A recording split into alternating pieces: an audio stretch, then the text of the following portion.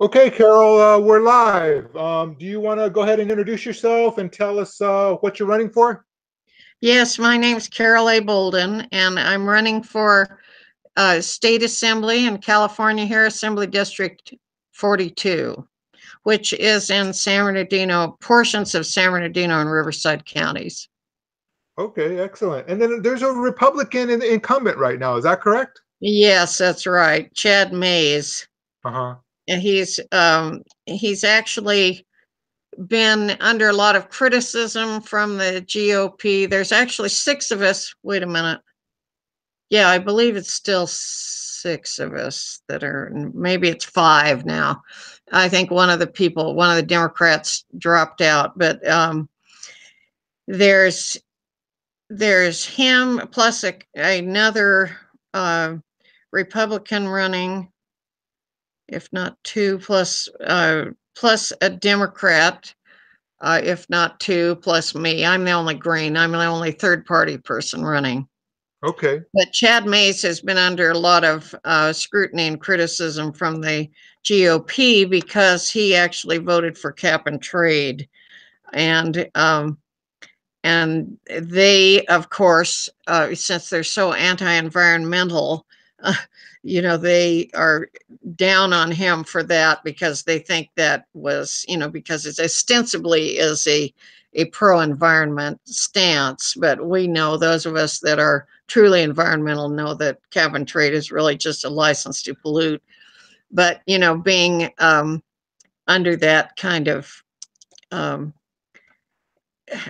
opinion or assumption that it's for the environment, they are really quite negative about him right now. So I think they endorsed one of the other Republicans. Oh, So that's kind of where we're at with that. interesting. So you're kind of in a Republican district then. Yes, definitely it is. It includes, the whole. I'm on the western end of the district. It goes all the way out into, from here through the pass area into the high and low desert, and includes places like Palm Springs and way down into La Quinta, but it also goes clear out past Joshua Tree and 29 Palms. And I'm in Yucaipa, which is on the western end. Okay. So let's get into your platform. I'll tell you what, let's start with the topic of healthcare. Can you give us your stance on healthcare? Yes, I'm a strong proponent of single payer health care. And in fact, what really motivated me to run for this office was when the Speaker of the Assembly, Anthony Rendon, who's a Democrat, giving lip service to single payer health care, decided to stick it in the Rules Committee last year, thus basically shelving it for the entire legislative session. and and then we found out that he's gotten contributions from the insurance industry to the tune of almost, what, $500,000, I think it is. So that's what motivated me to run, because obviously we need some greens in there, not these corporate Democrats. They're not looking out for us. They're looking out for um, industry giants like, the pharmaceuticals and the insurance companies. Yes, you're absolutely right. Um, so I certainly like SB 562. Is that the version you prefer? There's also the ACA nationally, and nationally there's also John Conyers' bill, and there's Bernie Sanders' bill. Do you have opinions on the difference of all the bills and what's better? Well, yeah, on the federal level, the Conyers bill is the one that is really better, from all the people who've been working on this for years, like Margaret Flowers, for instance, Dr. Margaret Flowers, who is a prominent Green in Maryland. She's been working for single payer healthcare for years. And and SB 562, even though Anthony Rendon, said it was woefully inadequate or something to that effect. It was designed to set up in such a way that it had some flexibility so they could make amendments to it in the assembly. He actually was falling down on the job by not allowing it onto the floor so it could be amended and voted on. SB 562 is a very good bill and is supported by an organization that I'm part of, Therapists for Single Payer, because we know how abysmal managed care is. We see it every day. And single payer healthcare is the only thing that is going to take care of the incredible financial problem of healthcare just skyrocketing constantly, and it's the only thing that is going to be fair and humane. I mean, that's one of the things that I find so offensive about our healthcare system is it is really so cruel and punishes people for having because it is designed to just as a for-profit system. It punishes people that have pre-existing conditions, which is basically practically everyone. Even infants like Jimmy Kimmel's son, who had a pre-existing condition when he was born. So these are the kinds of things that will be taken care of by single payer. It would cover everyone for everything, including dental and hearing aids and vision and all those things that are now not covered, as well as doing away with premiums and out of control premiums as well as out of control deductibles. SB 562 is a really good vehicle that we really need to pass here in the state of California and set an example for the rest of the country. And I'm thoroughly behind it. Excellent. I like that. Okay, so you talked about Anthony Rendon getting money from corporations in the healthcare insurance industry and probably the pharmaceuticals as well. So, how about we touch on money in politics? Yeah, well, that is really the overriding issue as far as I'm concerned. It is the most important thing for us to be confronting and dealing with because it pollutes the entire system. It subverts our democracy, and if we don't take care of money in politics, nothing else is going to matter.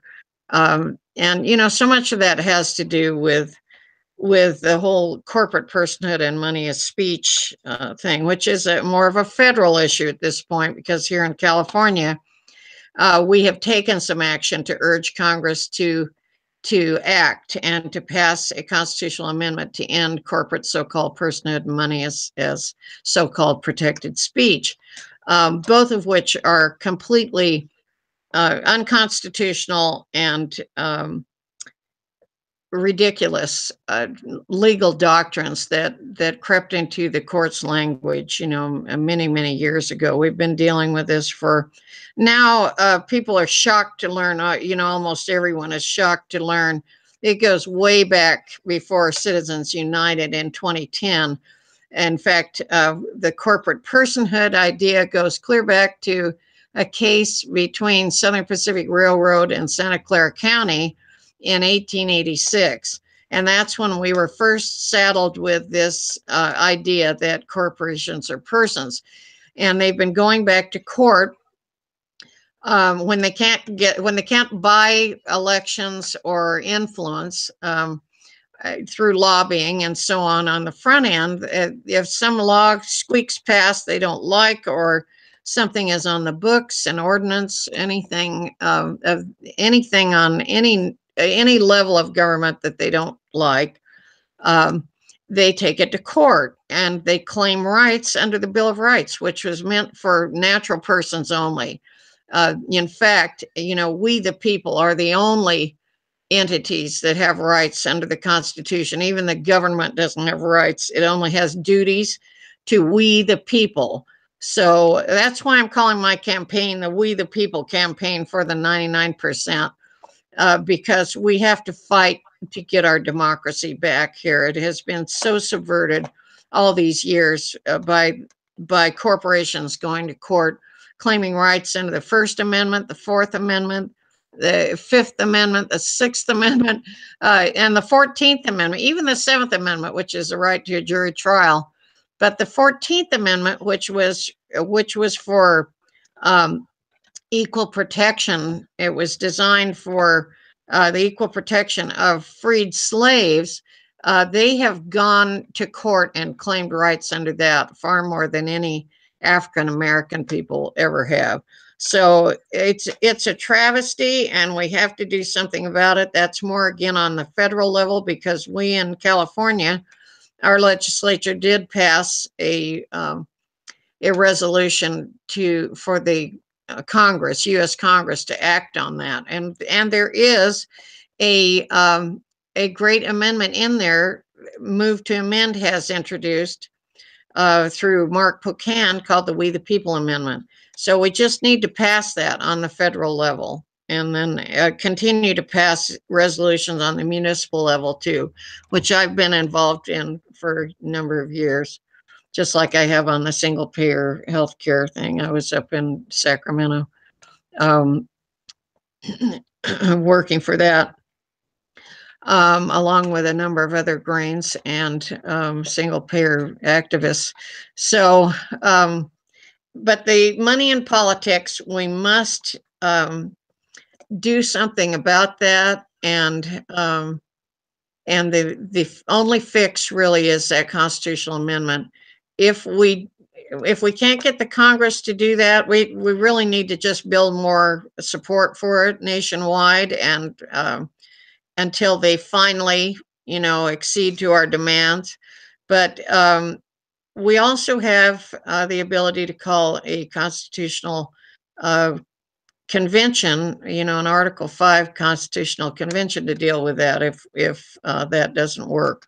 But we have to address that issue. On the as far as on the state level, what we can do to really help with election reform and money in politics is we need to, and we also need to do this on the federal level too, but we need to pass ranked choice voting so that people can actually vote their conscience and their values instead of voting their fears all the time with this so-called lesser the evils, which, as we know, just gives us the evil of the lessers and is very non-productive. But that's another thing we need to do, as well as stop top two, which is the primary that we have here in California, which is unusual. Actually, there's very few states that have this, but we have this top two primary that basically elbows out all the third party and independent candidates, because the two major corporate parties get the vast majority of the votes. So that needs to be done away with. We passed that, I believe it was in 2010, Prop 14, I think it was. And before that time, we had a normal primary situation where every party put forth their candidates, and then whoever won in the primary was advanced to the general election. The way it is now, it's the top two, whatever party they're in. So we could end up, most of the time we end up with a Democrat and a Republican. We could even have more narrow choices than that. We could have two Democrats or two Republicans running for state office. So that's something that really needs to be reformed as well. I agree. Yeah, those are three very good points for election reform, and it seems like we're constantly working against, the corporate influence in our elections. So definitely like those ideas. Now, ranked choice voting in Maine was passed, but they're having a hard time implementing it. Yes, they ran into a constitutional issue there because in their constitution it says that a plurality, I believe is the way it's worded, um, is required for, it's basically the first past the post, winner take all kind of system. I think that's hardwired into their constitution. That's why it's so important, when you have constitutional issues, which is the same case here, with the Stop Top 2. We have to address that, as a constitutional issue. That's why this ballot initiative that's currently in play, we must get, oh my God, I think it's 500,000 signatures to get that on the ballot, because it require amending the Constitution. So it's really important that people help with that effort. And they can actually get in touch with, there's a number of different people helping with that in different parties, and not just third parties and independents, but but the Republicans as well, actually. But because it really is an unfair system. It's not. And it's not allowing for every party to advance their candidate to the general election, and it's led to narrower choices and lower voter participation. So it's a failed experiment, and we need to do away with it. The other thing, what do I want to say about Stop Top 2? It's we have to get this. We have to get a lot of signatures, like I say, to get it on the ballot. Um, oh, I don't remember what it was. I was going to add something, but it kind of slipped away. Maybe it'll come back. Okay. Um, if it comes back, let me know. But let's talk about, especially since you're running as a green, about changing to Oh, clean I know what energy. it was. Oh, I go know what ahead. it was. I was just going to say this: the ballot initiative that we're gathering signatures for currently, um, doesn't even have any text in it. It actually just repeals Prop 14. So we would just go back to the way things used to be, the way they Gotcha. basically were from the beginning. So, yeah, so it's just kind of erasing, Yeah, that mistake. repeal 14. Yeah, I see. Okay, do you want to talk about switching over to clean energy? Yes, we really need to switch to a truly clean energy plan here in California, and we're not doing it. Brown is he's influenced far too much by the dirty energy lobby, and this passing this the thing that what's the assemblyman voted for, Chad Mays. We've got to stop. Cap and trade, you're saying? Yes, the cap and trade bill. We need to stop doing those kinds of things and get serious about. We need to ban fracking, for instance. That's a huge one that Jerry Brown has refused to do, and the other corporate Democrats, are not supportive of that. Um, and we need to, though, do that. What New York did it, we can do it.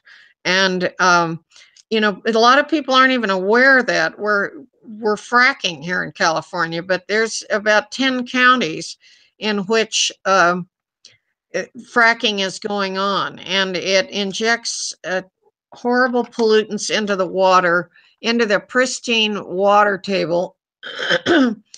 And this is a disaster for California. Not only are we in a drought much of the time due to global warming and climate change, but which are, of course, real, and 99% of scientists agree that this is man-made, this is humanly caused. um, but not only does it poison the water table, but we also here, not only do we have droughts, but we have horrific wildfires, out of control wildfires, and to allow our water to be stolen, as it's being stolen by some of these companies that are not paying us for the water that they take and then sell it back to us, but to allow it to be poisoned, and then and what they're doing with that poisoned water, they're putting it on our crops, which is pretty alarming, needless to say. But we have to have the water not only for to drink and for human use, but these wildfires, if we continue to compromise our water and lose our water, uh, California is going to become a total desert. And this is a serious, serious situation. The other thing that we need to do with regard to switching to clean energy is we need some really decent uh, public transit. And I'm not talking about these buses that take 6 hours to get somewhere that's only 15 miles away. I'm talking about rail, and we need to get serious about rail versus building endless freeways. And if we had a decent rail system like they have in Europe, people would ride the rail system, and they would give up having these polluting cars. I know I sure would, and I know a lot of other people that would. And in fact, they extended the BART, I understand, from, and you probably would know more about this, Michael, being in the Bay Area, but Yeah. they extended a leg of that into Sacramento, I believe, and people are riding it like much more than they anticipated. Um, my cousin lives up in Santa Rosa, and he was telling me that people are riding that thing like crazy. So I really believe the public would love to have some decent rail travel. If we could, just, we need to get it um, throughout the state, not just in big metropolitan areas, but so you can actually have a decent rail system throughout the state. And we have plenty of rail that is not being used that we could use for that too, I'm quite sure. So um, and interface with Amtrak and whatever, Metrolink, all those things. We can extend them and make it much, much better. And then we need to incentivize going to cleaner vehicles. And, that would be a huge incentive if we shifted to rail versus all the cars. That would be a huge incentive for people to stop buying some of these cars that pollute, of course, that but also we need to incentivize going to cleaner vehicles, and we need to I really believe we need to make it not only an incentive, but we need some government involvement in getting solar energy for homes, for people who are, for elders, for low income people. There ought to be grants for that, because the utility companies, and we need to municipalize the utility companies.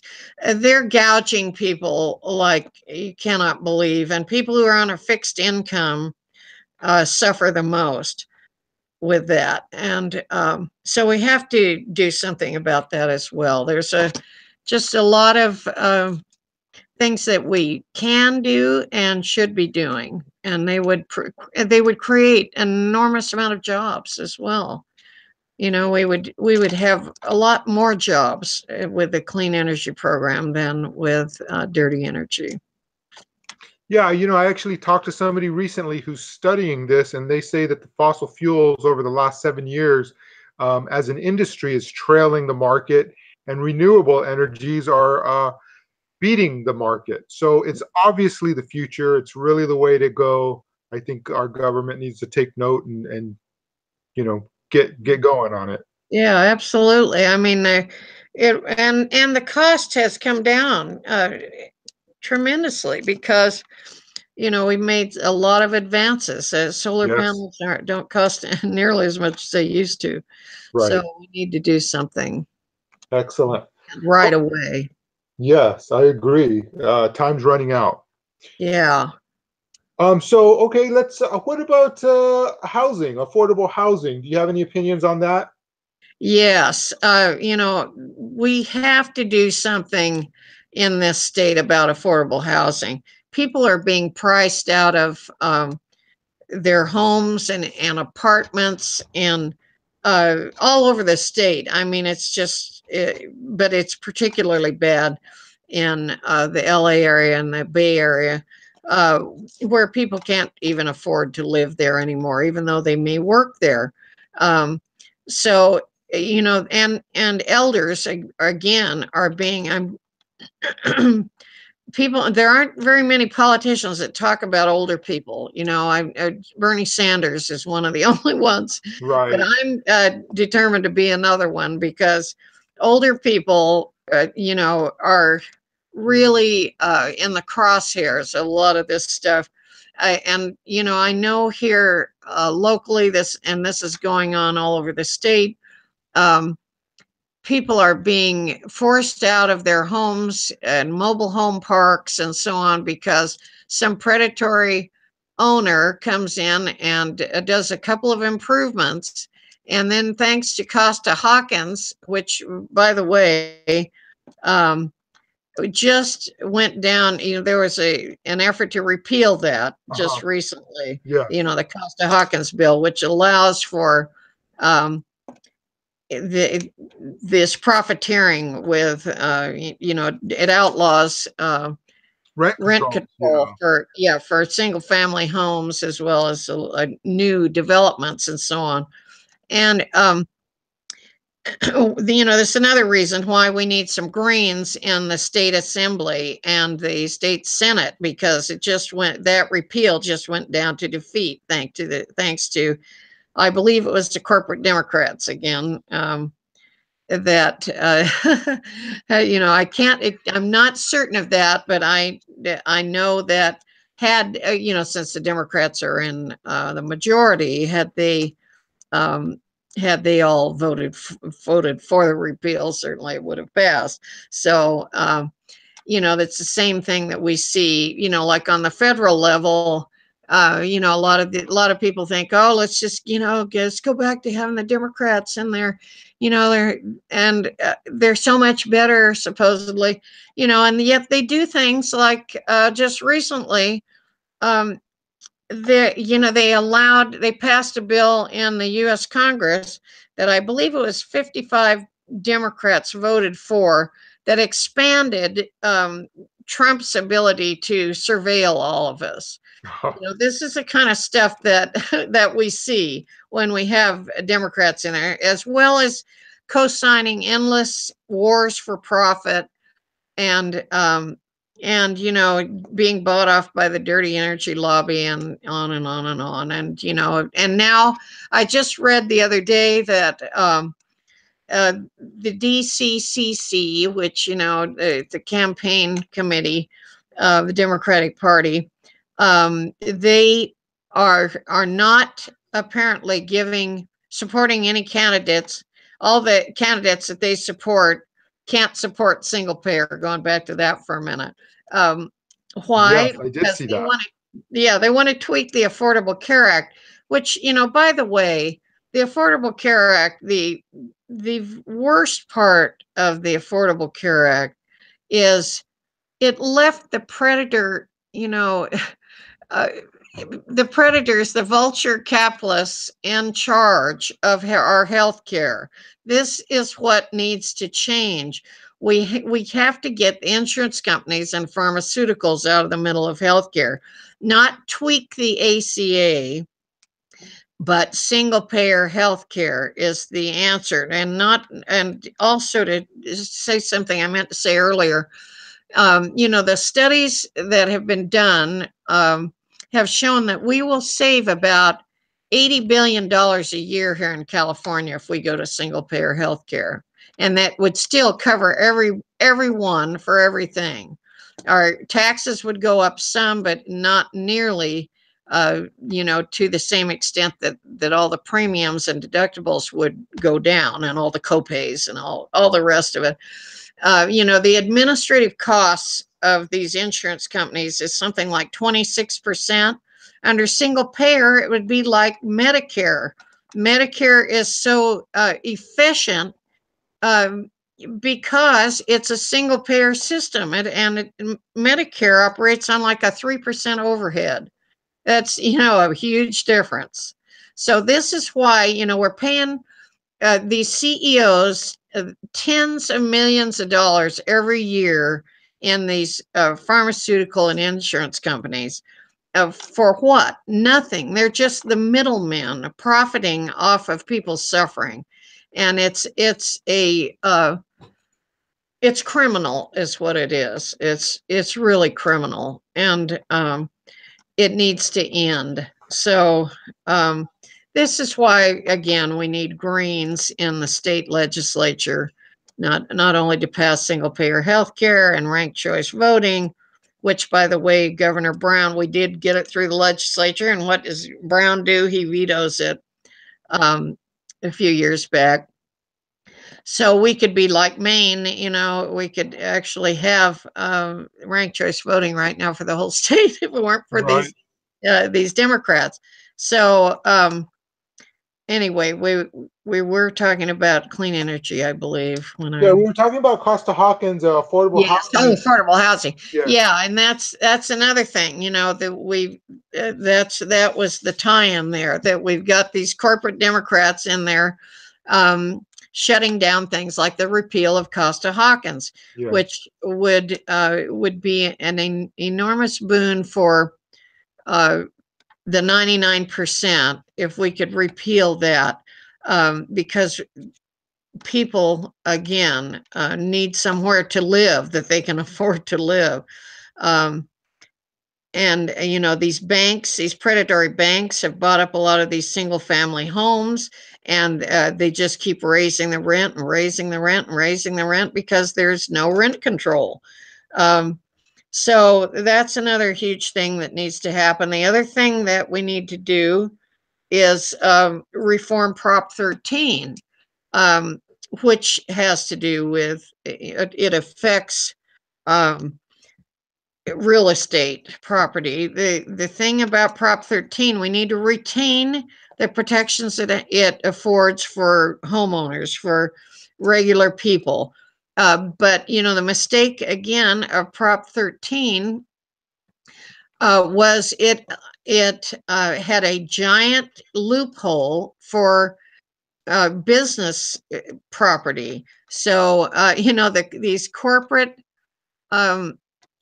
the corporate properties that are exempt under this thing, and has left us shoring up our budget, doing all these silly things here, trying to, now we have the gas tax, we have all these different things to try to shore up the budget because we don't have enough money for the things that we need, like our education and and housing and everything else. We don't have the money and the budget. So they do these stopgap measures all the time. They pass these stopgap measures to try to adjust that. Instead of going to the heart of the problem, this is what we need to do. This is my thing. We need to go to the core root problem. That's true with corporate personhood. That's true with the ACA. Going to single payer versus the ACA, and that's also true with affordable housing and Prop 13. We need to make it fair. Like there's a group called Make It Fair, which wants to repeal those aspects of Prop 13 that allow for this giant loophole and allow these corporations to skate by without paying their fair share of taxes. This has been going on since the thing passed. When did it pass? In the 70s, I believe. I think it was 78. 78, yeah. So there you go. We've been trying to make up for that loss all these years, and now teachers not only, they have to buy all of their supplies and everything. We can't have even busing anymore like we used to have. It's just ridiculous. Libraries, that's another thing. Library system, all of these things need an infusion of money from our budget, and they're going instead to the 1%ers who are basically profiteering off of the rest of us. Not even having our basic needs met for healthcare, for education, for clean water and air, and so on. So that's all that needs to change. All of those things need to change, and the problem is the same in all of it. It's corporate profligate greed, that is allowed to just run amok. So if you'll allow me to say a couple of things about Prop 13 is I'm on this group, and we just started talking about working on Prop 13. And the first thing is they said we're going to have $1 billion a year more to spend if we were to get Prop 13 fixed on those issues that you talked about, schools and healthcare. Just from fixing Prop 13. The other thing is that it evens the playing field, because those big businesses that own land here since prior to 78 are not on an even playing field with all the corporations that are not owning land since then. Yeah. Companies like Apple, companies like Cisco, all of the new industries, they're competing with these old industries that are taking advantage of that. So it's actually uneven, even on a capitalistic idea. It's uneven between them. Yes. Really, capitalism, has a way of, it basically is designed for the enrichment of the few at the expense of the many. That's just the truth. And it has a way over time of becoming more and more monopolized, and and more of a controlled by just a few big monstrous companies. The mom and pops. I tell younger people this all the time. A lot of them don't realize that when I was a kid, most of the businesses were owned by mom and pops. There were small businesses, true small businesses, not small businesses according to the GOP or whoever decides what a small business is. Something that has 1 million employees or something. Yeah. Oh God. Excuse me, my thing. Sure. Hang on one second. Sure. My adapter just came apart and fell on the floor. Anyway, so the businesses that used to exist were small businesses, true small businesses, family owned, and that's who we need to be promoting. Yeah. Small businesses, but also we need to go to worker-owned enterprises. That's another thing that we need to Co-ops. incentivize at the state level. Yeah, co-ops. So that people, if you own the company, you're going to not only not have a CEO at the top of it making 400 times what you're making or what the lowest paid employee is making. It's going to be more equitable, and therefore you're going to also be more competitive, by the way, because you won't be paying again, these big bloated CEO salaries.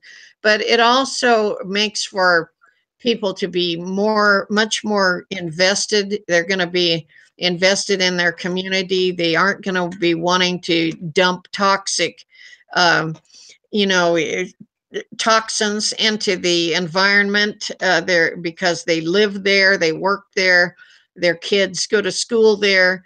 There's all kinds of benefits of going to worker-owned enterprises. We don't have the exploitation of cheap labor, the constant offshoring.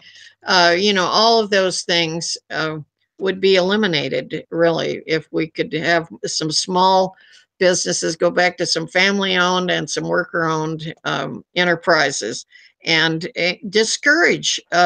Stop giving all these perks to these big, huge corporations. Like Walmart, that come in and finagle these deals with the local government, and where they don't have to pay taxes, and yet all their employees are on public assistance.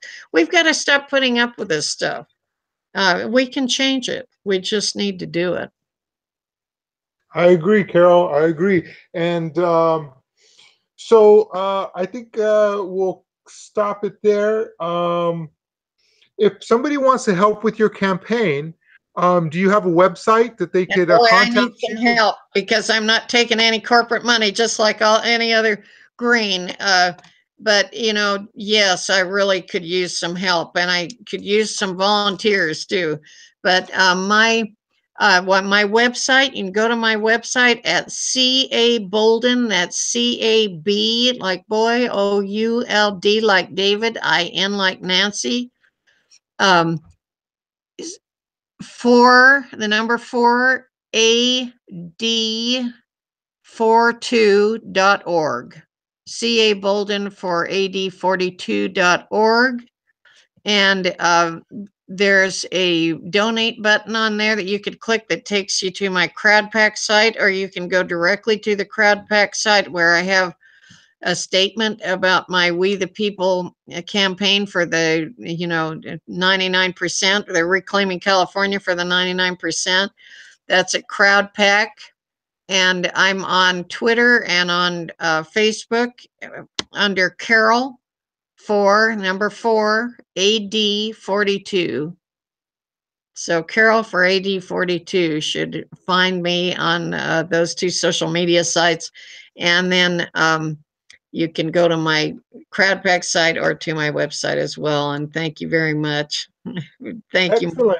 Excellent, Carol. It was a pleasure talking to you, and I really wish you luck. I think you're a great candidate for your district, and maybe we can make some inroads there. I know we got a lot of Greens running down there in the LA area. Yeah, they're a little further away from me. I'm more in the Inland Empire area. I see. I wish we had more out here, but yeah. Anyway, but there are quite a few down there. Okay, Carol. Thanks a lot. Thank you. Take care. You too.